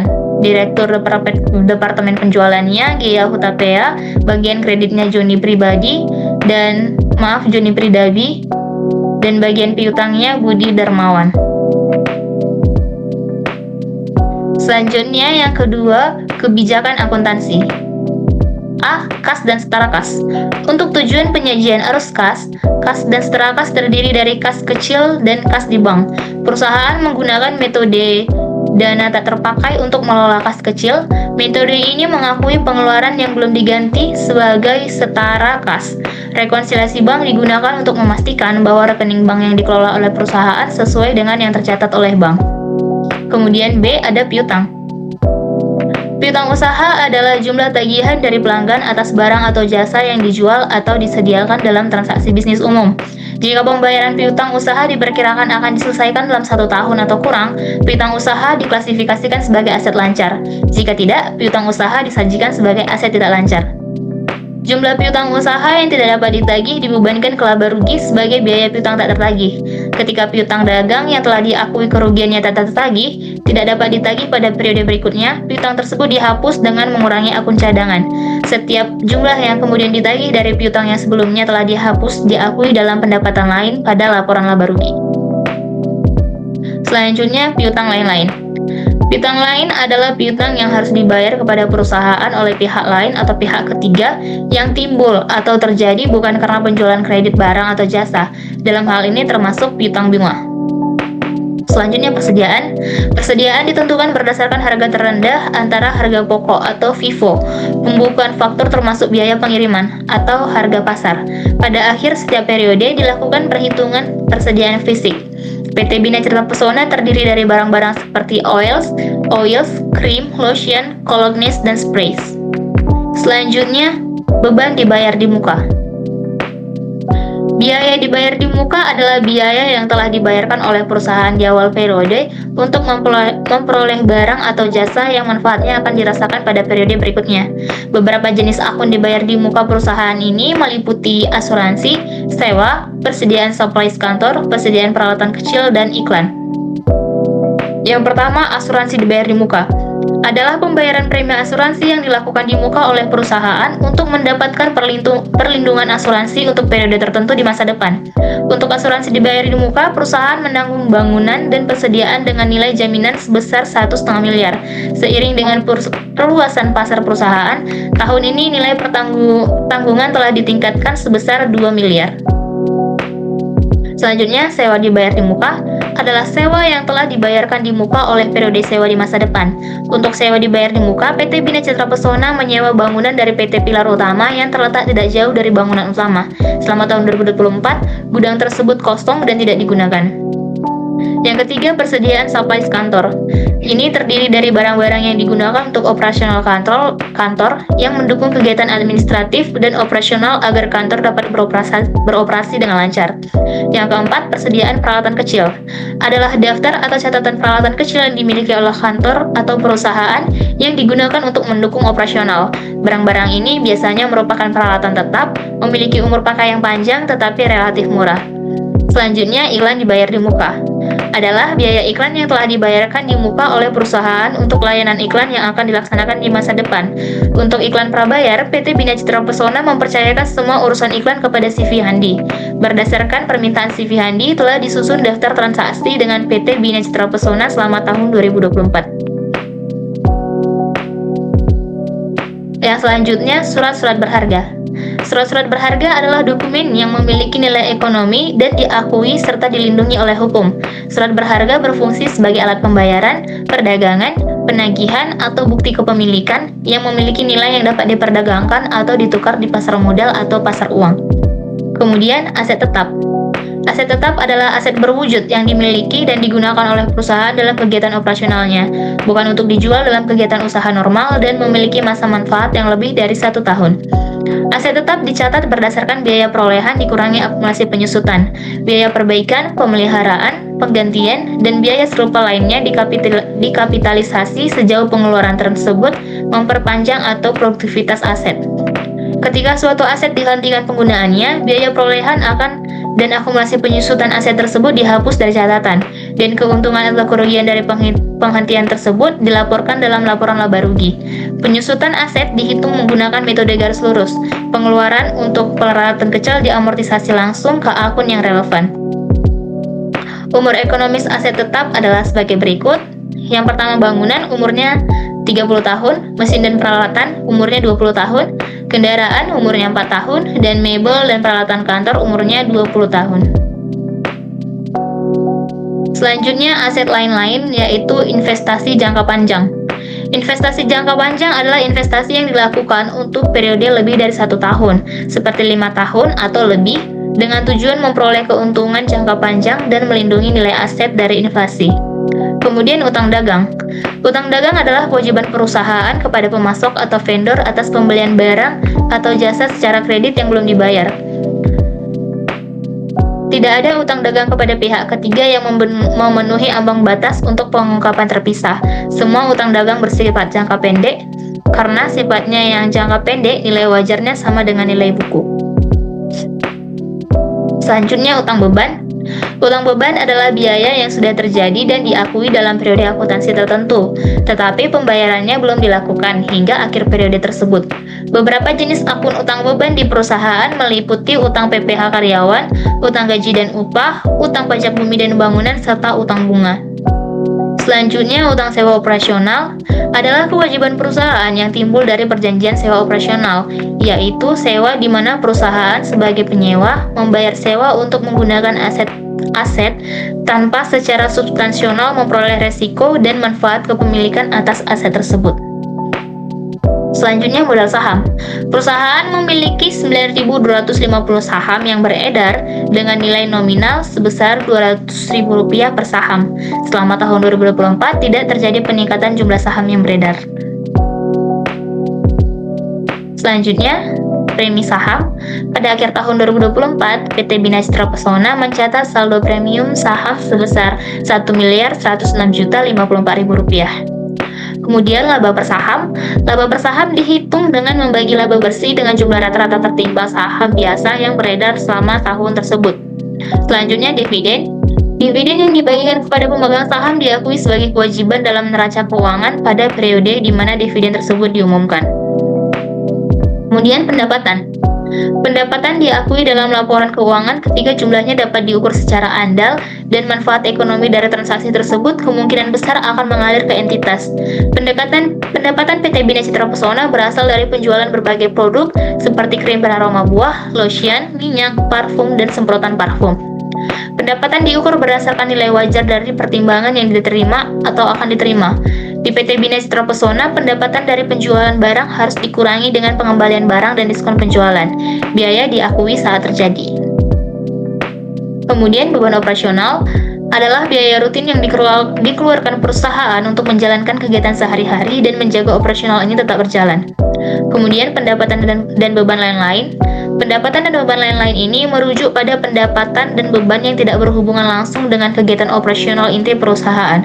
Beberapa jenis akun pada perusahaan ini meliputi beban bunga, laba rugi penjualan investasi, pendapatan investasi, laba rugi penjualan aset tetap, serta pendapatan lain-lain dan penyesuaian. Kemudian pajak penghasilan. Jika terdapat selisih waktu antara pelaporan pajak dan penyusunan laporan keuangan, kewajiban pajak penghasilan diakui dan dicatat pada saat laporan keuangan disusun. Jumlah pajak penghasilan dihitung sesuai dengan peraturan yang berlaku, sebagai berikut ini, yaitu jika penghasilan kena pajaknya sampai dengan 50 juta, tarifnya sebesar 5%. Jika penghasilan kena pajak sebesar 50 juta sampai dengan 250 juta, maka tarifnya 15%. Jika penghasilan kena pajak sebesar 250 juta sampai 500 juta, maka tarifnya sebesar 25%. Jika penghasilan kena pajaknya di atas melebihi 500 juta, maka tarifnya sebesar 30%. Selanjutnya kita masuk ke catatan yang ketiga, yaitu penjelasan terkait akun-akun pada laporan posisi keuangan dan laporan laba rugi. Yang pertama, A. Ada kas dan setara kas. Nah, akun kas dan setara kas ini terdiri dari kas di Bank Ganesha, kas di Bank Dago, dan kas kecil, di mana totalnya pada tahun 2023 sebesar Rp690.050.000 dan pada tahun 2024 sebesar Rp930.676.000. Angka ini bisa kita lihat atau diambil dari TB1. Ini menjumlahkan ketiga akun ini untuk tahun 2023 dan ini untuk tahun 2024. Selanjutnya, piutang dagang. Berikut ini adalah daftar piutang dagang PT Bina Citra Pesona. Yang pertama itu ada PT Ayu Beraroma. Di tahun 2023 tidak ada, di tahun 2024 sebesar Rp7.800.000. Kemudian Amanda Shop di tahun 2023 sebesar Rp4.764.000 dan tahun 2024 tidak ada. Toko Bimbi Beauty di tahun 2023 sebesar Rp9.886.000 dan di tahun 2024 mengalami penurunan menjadi Rp1.500.000. Selanjutnya Bambu Bahana Shop di tahun 2023 sebesar Rp7.290.000 dan di tahun 2024 menjadi Rp7.900.000. Kemudian Toko Cahaya Omega di tahun 2023 tidak ada, dan di tahun 2024 sebesar Rp14.018.000. Kemudian Cinderella Shop di tahun 2023 sebesar Rp5.500.000, di tahun 2024 sebesar Rp9 juta. Kemudian PT Dania di tahun 2023 sebesar Rp4.250.000 dan di tahun 2024 sebesar Rp63.400.000. Selanjutnya firma Fajar Futura di tahun 2023 sebesar 21 juta dan di tahun 2024 mengalami kenaikan menjadi Rp34.400.000. Selanjutnya firma Kutilang di tahun 2023 Rp1.680.000 dan di tahun 2024 tidak ada. Kemudian PT Indah Jaya di tahun 2023 tidak ada, di tahun 2024 sebesar Rp18.120.000. Departemen Store Jatayu di tahun 2023 tidak ada, di tahun 2024 Rp9.200.000. CV Star Supply di tahun 2023 Rp4.004.000, di tahun 2024 Rp6.580.000. PT Nasional di tahun 2023 tidak ada, di tahun 2024 Rp3.700.000. Toko Ramai di tahun 2023 Rp6.250.000, di tahun 2024 Rp8.100.000. Toko D5 di tahun 2023 sebesar Rp12.500.000, di tahun 2024 Rp155.080.000. CV Wangi Farma di tahun 2023 Rp23.500.000, di tahun 2024 Rp38.800.000. Young and Beautiful Shop di tahun 2023 Rp22.500.000, di tahun 2024 Rp37.496.000. Lain-lain pada tahun 2023 Rp126.598.000 dan di tahun 2024 mengalami penurunan menjadi Rp9.534.000. Sehingga total piutang yang dapat kita peroleh di tahun 2023 yaitu Rp249.722.722.000 dan di tahun 2024 mengalami kenaikan menjadi Rp425.410.000. Nah, informasi-informasi terkait dengan daftar piutang PT Bina Citra Pesona ini di tahun 2023 kita diambil dari buku 3 halaman 22 dan untuk di tahun 2024 ini kita ambil dari kode B1. Nah, berikut ini nama-namanya.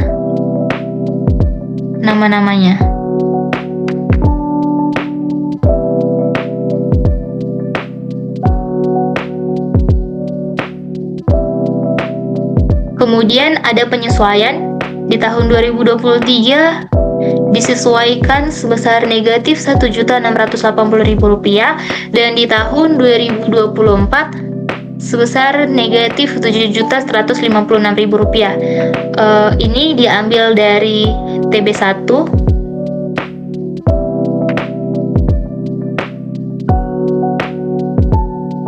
Penyesuaian pada bagian piutang usaha atau account receivable sebesar Rp7.156.000 dikredit. Oleh karena itu, pada CHLK kita buat dikurang karena dia sebelumnya dikredit. Sehingga dapat diperoleh total piutang usaha pada tahun 2023 sebesar Rp248.042.000 dan di tahun 2024 mengalami kenaikan sebesar Rp418.254.000.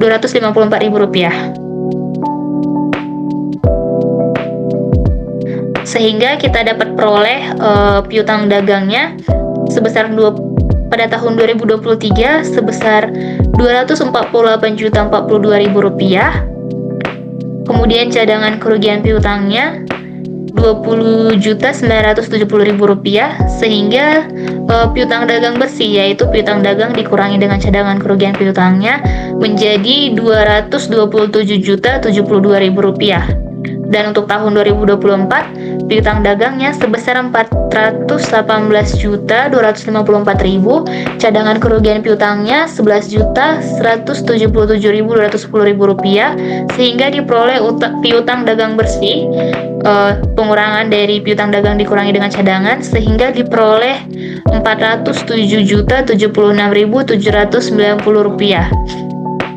Informasi-informasi piutang dagang dan cadangan kerugian piutang dagang ini bisa kita lihat dari TB1.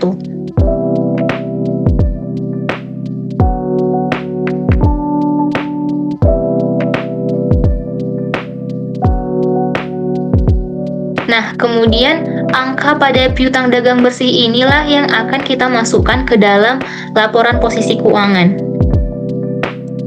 di mana pada tahun 2024 sebesar 407.076.790 rupiah. Nah, ini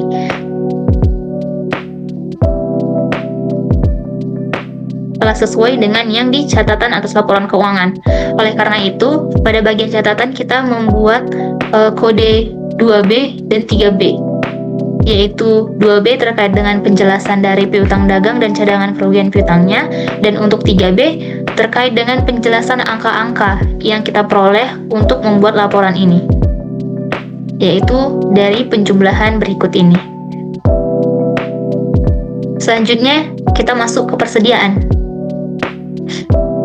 Pada bagian yang pertama itu ada oils, dan berikut ini adalah penjelasan-penjelasannya, di mana diperoleh total oils untuk tahun 2023 sebesar 324.806.000 rupiah, dan mengalami kenaikan di tahun 2024 menjadi 338.076.000 rupiah.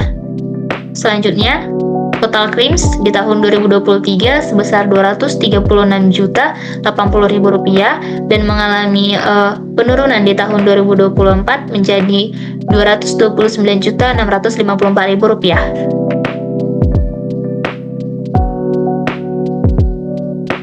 Selanjutnya, total lotion di tahun 2023 318.654.000 rupiah, mengalami penurunan di tahun 2024 menjadi 264.096.000 rupiah. Selanjutnya, kolonis di tahun 2023 sebesar 680.064.000 rupiah, mengalami penurunan di tahun 2024 menjadi 492.768.000 rupiah. Kemudian ada sprays di tahun 2023 sebesar 1.559.604.000 rupiah, mengalami kenaikan di tahun 2024 menjadi 1 miliar. Total sprays di tahun 2023 tidak ada, dan untuk di tahun 2024 sebesar 322.752.000 rupiah. Sehingga total persediaannya di tahun 2023 sebesar 1.559.604.000 rupiah, dan di tahun 2024 mengalami kenaikan menjadi 1.647.346.000 rupiah. Nah, informasi terkait persediaan PT Bina Citra Pesona di tahun 2023 ini diambil dari buku 3 halaman 29, dan untuk yang tahun 2024 diambil dari kode C1. Berikut informasinya.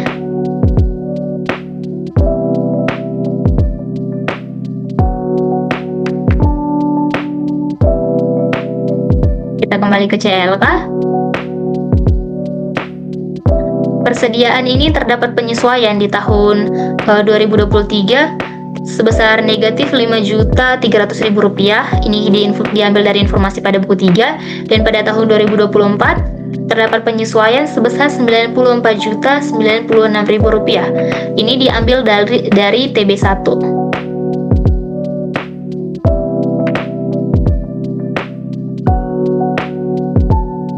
Pada bagian persediaan, yaitu penyesuaian persediaan di debit sebesar 94.096.000 rupiah.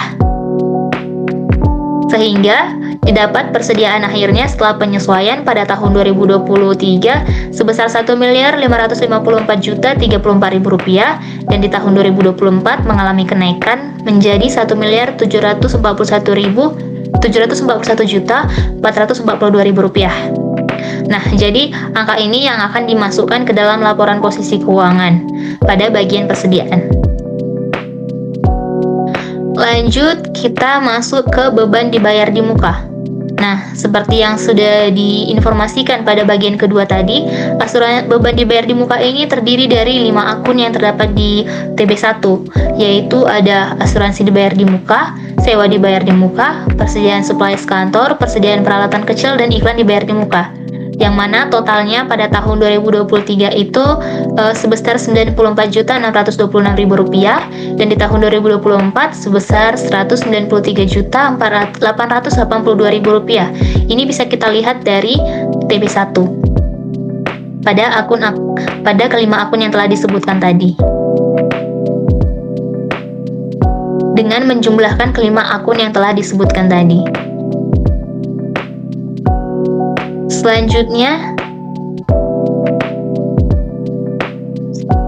Selanjutnya kita masuk ke surat-surat berharga. Surat-surat berharga PT Bina Citra Persona itu ada di PT Bangun Karya saham biasa, PT Sinar Mataram saham biasa, PT Cakrawala saham biasa, PT Suara Alam saham biasa, PT Meridian saham biasa, dan PT Arta berupa Wesel. Nah, untuk informasi ini kita bisa lihat dari kode E1, di mana total surat-surat berharga PT Bina Citra Persona pada tahun 2023 itu sebesar Rp852.280.000 dan di tahun 2024 sebesar Rp353.220.000. Nah, informasi ini tadi bisa kita lihat dari kode E1.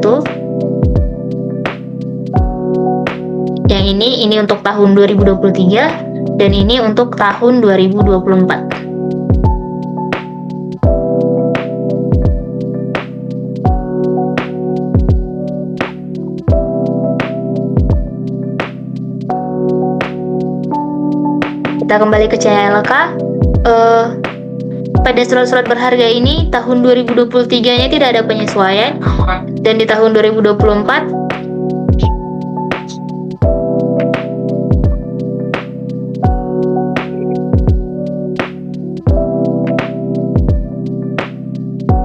surat-surat berharga ini pada tahun 2023 tidak terdapat penyesuaian dan di tahun 2024 terdapat penyesuaian sebesar -180.080.080.000. Ini bisa kita lihat dari TB1.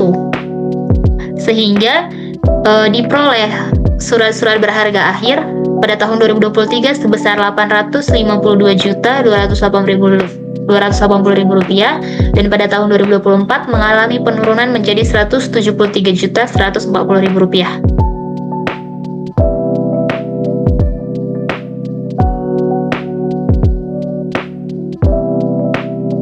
Kemudian terdapat cadangan penurunan nilai surat-surat berharga. Di tahun 2023 itu tidak ada, sehingga total surat-surat berharga bersih tahun 2023 yang tetap sama, yaitu Rp852.280.000 dan pada tahun 2024 terdapat cadangan penurunan nilai sebesar Rp6.740.000 sehingga diperoleh surat-surat berharga bersihnya menjadi Rp166.400.000. Nah, informasi angka-angka terkait ini bisa kita lihat dari TB1. Dan untuk surat-surat berharga pada tahun 2023 dan 2024 ini telah sesuai dengan perhitungan yang kita lakukan tadi di kode E1. Selanjutnya kita masuk ke penjelasan aset tetap pada 31 Desember 2024. Informasi ini bisa kita lihat dari kode F1. Baik itu pada harga perolehan dan juga akumulasi depresiasinya.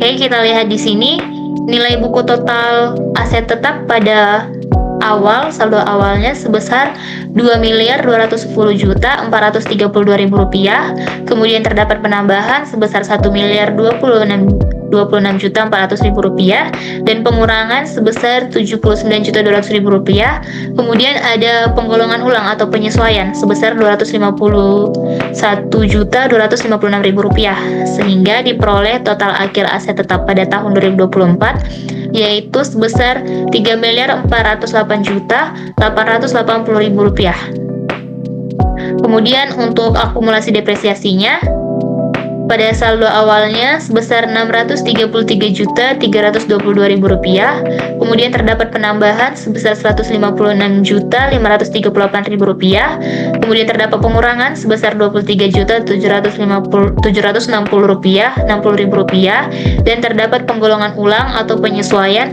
sebesar Rp6.281.400, sehingga kita peroleh saldo akhir untuk akumulasinya sebesar Rp772.381.400, sehingga dapat diperoleh nilai buku bersih yaitu dari nilai buku total dikurangi dengan total akumulasi.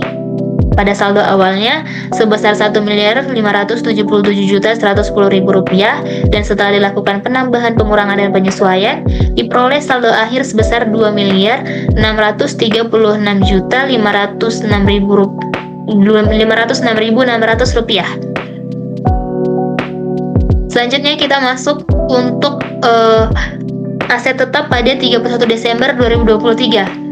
Nah, informasi ini bisa kita lihat dari buku 3 halaman 42 yaitu pada kode F1.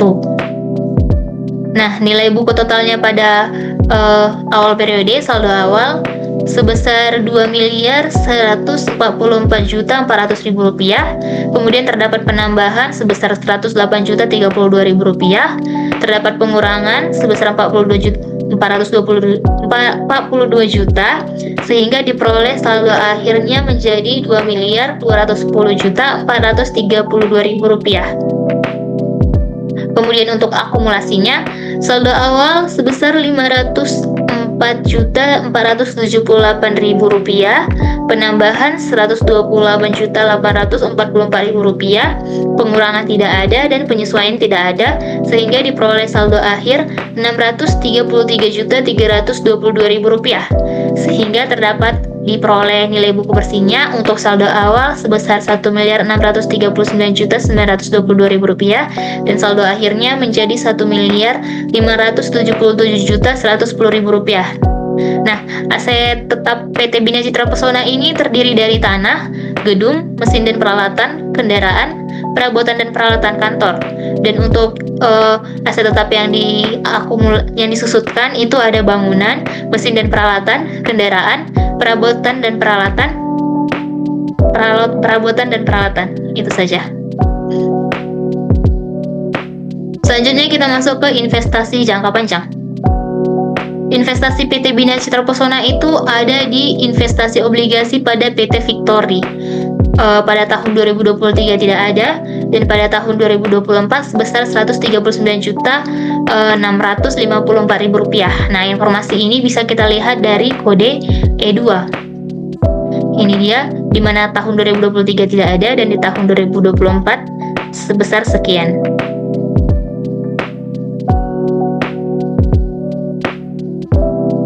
Kemudian terdapat penyesuaian untuk investasi jangka panjang, di mana tahun 2023 tidak ada. Di tahun 2024 sebesar Rp214.784.600. Bisa kita lihat dari TB1. Ini dia penyesuaian investasi di debit sebesar Rp214.784.600, sehingga ini menjadi penambah, sehingga kita peroleh jumlah investasi jangka panjang PT Bina Citra Pesona pada tahun 2024 sebesar Rp354.438.600. Selanjutnya, utang dagang. Berikut ini adalah daftar utang dagang PT Bina Citra Pesona pada tahun 2023 dan tahun 2024, di mana ini ada PT Janitor A dan Z, ada utang kepada Janitor A dan Z, CV Kartika, Aroma Putri, PT Kencana Ungu, PT Harapan, Firma Semerbak, Casanova Cleaning Service, CV Handi, Legal Konsultan Effendi SH, PT Asahan, PT Cendana Putri, dan juga PT Hasan S. Sehingga total utang dagang PT Bina Citra Pesona itu di tahun 2023 sebesar Rp442.272.000 dan di tahun 2024 mengalami penurunan menjadi Rp397.660.000. Nah, informasi yang untuk tahun 2023 ini bisa kita lihat dari buku 3 halaman 47, dan untuk yang tahun 2024 bisa kita lihat dari kode G1. Ini dia informasinya.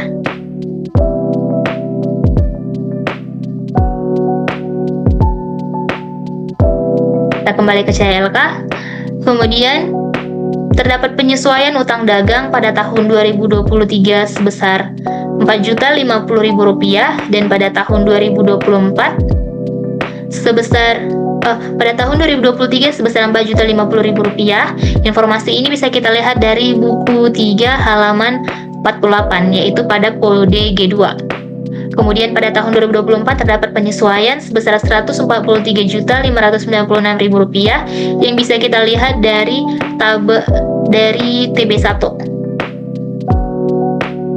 Sehingga diperoleh utang dagang bersih pada tahun 2023 sebesar Rp446.322.000 dan pada tahun 2024 mengalami kenaikan menjadi Rp541.256.000. Selanjutnya ada utang beban.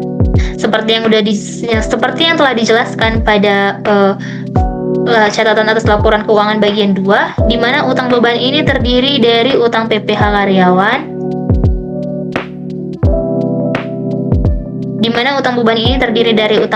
karyawan, utang gaji dan upah, utang pajak bumi dan bangunan, serta utang bunga. Di mana totalnya pada tahun 2023 itu sebesar Rp171.722.000 dan di tahun 2024 sebesar Rp260.775.600. Nah, informasi ini, angka-angka ini bisa kita lihat dari TB1,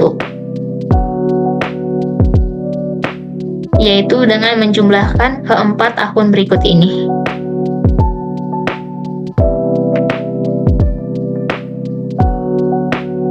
Selanjutnya, beban operasional.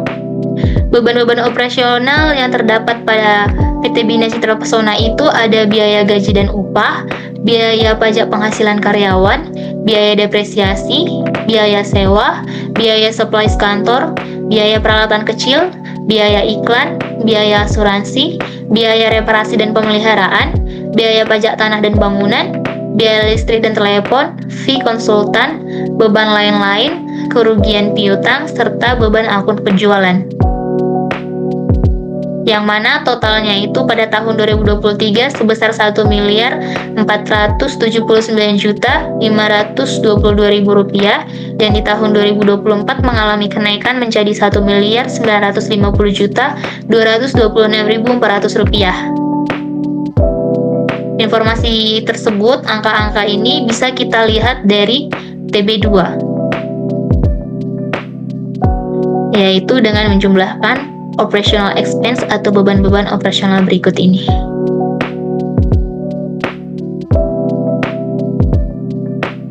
Ini berikut ini untuk tahun yang 2023 dan ini untuk tahun 2024.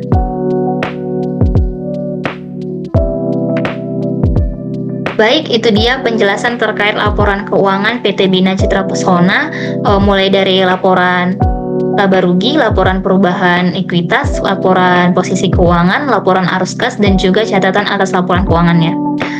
Selanjutnya, saya akan membacakan laporan audit PT Bina Citra Pesona untuk tahun buku 2024. Laporan ini dibuat oleh Dr. Andus Susilo & Co. Berikut ini adalah laporannya.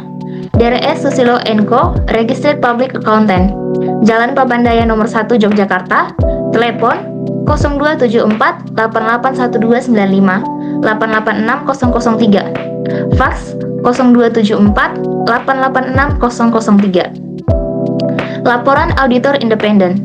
Kepada yang terhormat, para pemegang saham, Dewan Komisaris, dan Direksi PT Bina Citra Pesona. Laporan audit atas laporan keuangan PT Bina Citra Pesona.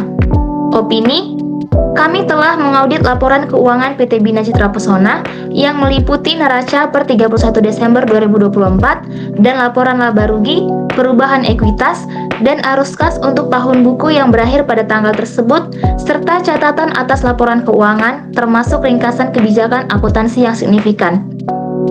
Menurut pendapat kami, laporan keuangan yang menyertai ini menyajikan secara wajar dalam segala hal yang material. Posisi keuangan PT Bina Citra Pesona per 31 Desember 2024, serta hasil kegiatan usaha dan arus kas untuk tahun buku yang berakhir pada tanggal tersebut sesuai dengan standar akuntansi keuangan Indonesia. Basis opini, kami melakukan audit kami sesuai dengan standar audit yang ditetapkan oleh Institut Akuntan Publik Indonesia. Tanggung jawab kami sesuai dengan standar tersebut dijelaskan lebih lanjut dalam bagian tanggung jawab auditor atas laporan keuangan dalam laporan kami. Kami independen dari grup sesuai dengan persyaratan etika yang berlaku dalam audit laporan keuangan di Indonesia. Kami telah memenuhi tanggung jawab etika lainnya sesuai dengan persyaratan tersebut. Kami yakin bahwa bukti audit yang kami peroleh cukup dan tepat untuk menjadi dasar pendapat audit kami. Tanggung jawab manajemen dan pihak yang bertanggung jawab atas tata kelola laporan keuangan. Manajemen bertanggung jawab atas penyiapan dan penyajian yang wajar atas laporan keuangan ini sesuai dengan standar akuntansi keuangan Indonesia, serta atas pengendalian internal yang dianggap perlu oleh manajemen untuk memastikan penyiapan laporan keuangan yang bebas dari kesalahan material, baik yang disebabkan oleh kecurangan maupun kesalahan. Dalam menyusun laporan keuangan, manajemen bertanggung jawab untuk menilai kemampuan grup untuk terus beroperasi sebagai entitas yang berkelanjutan, mengungkapkan jika berlaku hal-hal berkaitan dengan kelangsungan usaha dan menggunakan dasar akuntansi kelangsungan usaha, kecuali manajemen bermaksud untuk melikuidasi grup atau menghentikan operasinya atau tidak memiliki alternatif realistis selain melakukannya. Pihak yang bertanggung jawab atas tata kelola bertanggung jawab untuk mengawasi proses pelaporan keuangan grup.